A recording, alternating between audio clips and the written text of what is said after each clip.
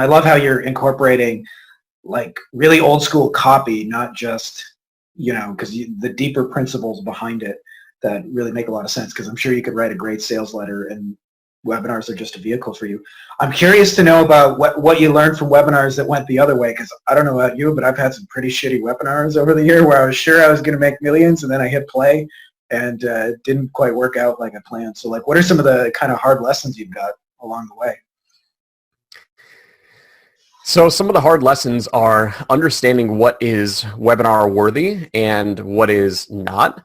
Probably the hardest lesson you ever want to learn is relating to your offer, like making sure that people actually want to buy something from you now. And you have to have an offer. Like if you're going to spend the time, a webinar is meant for scale, right? Like if you're trying to put your time and effort into a webinar, you want to make it a mass conversion tool. Right. Yes. And you want it to be primarily a front-end customer acquisition method. So if you're selling a course or program, over $500, $1,000, $2,000, like a webinar is a great way to enroll people consistently because you're getting them to spend time with you, building that bond, building that trust. But the hardest lesson that you'll ever learn is not creating an offer that people want to buy now. Right. And not aligning your offer with something that people actually want now. So lots of times people will come to me and they're like, hey, Joel, I want to build a webinar for X, Y, and Z. And early in my days, I would say, okay, cool. Let's map it out. Let's work it out.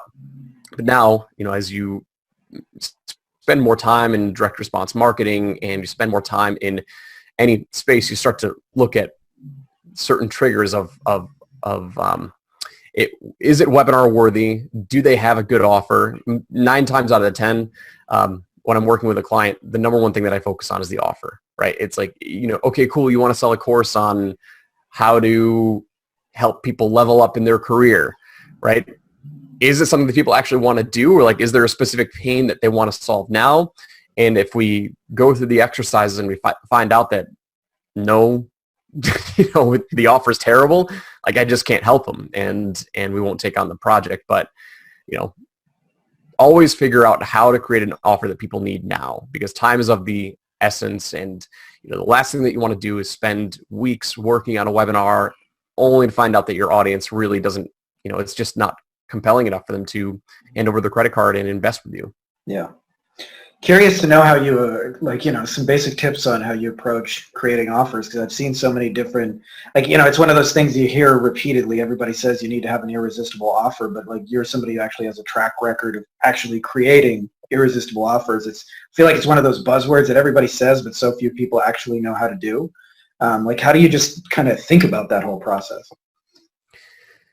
Irresistible offers all come down to clarity. How clear is the message, and understand and learning how to speak to your audience so they take action now, right? And so when you say you want people to take action now, like what are the core elements that you need to accomplish in order for your audience to say, okay, cool, I'm ready to start now.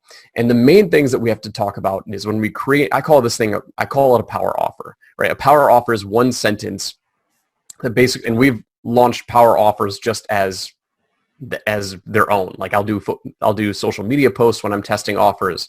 And it's basically, if I offered to do X, Y, and Z for you, it's basic copywriting. Like, I have this version of a power offer, but a lot of times it's nothing more than just a Boolean logic statement. If I offered to do this for you, would you take me up on that offer, right? And so the elements that go into that power offer are, number one, how long is it going to take? Number two, what's the result tangibly that you're going to provide for me? Number three, will this work for me? So for example, I launched a power offer, about 1.5 years ago to just my internal audience, because I wanted to see if people, I wanted to see if it would work. And I created this very, very simple Facebook post on my wall that said, if I offered to build you a webinar, it was the end of the year. So it was like early December. And I wanted to close out the year strong. And I had 2 spots open for done for you clients. So I put out this power offer and I said, hey, listen, if I offered to build you a webinar like within the next 7 days 7 or 14 days, guaranteed to convert, without you having to, write a single word. Would you take me up on this offer? And I had dozens and dozens and dozens of responses to that specific offer. And we ended up doing, it was for a $25,000 offer, right? So sold out, got my clients from that, and it just raised the level of awareness of people who still didn't recognize or know who I was or know what I was doing. And so I incorporate that into webinars as well.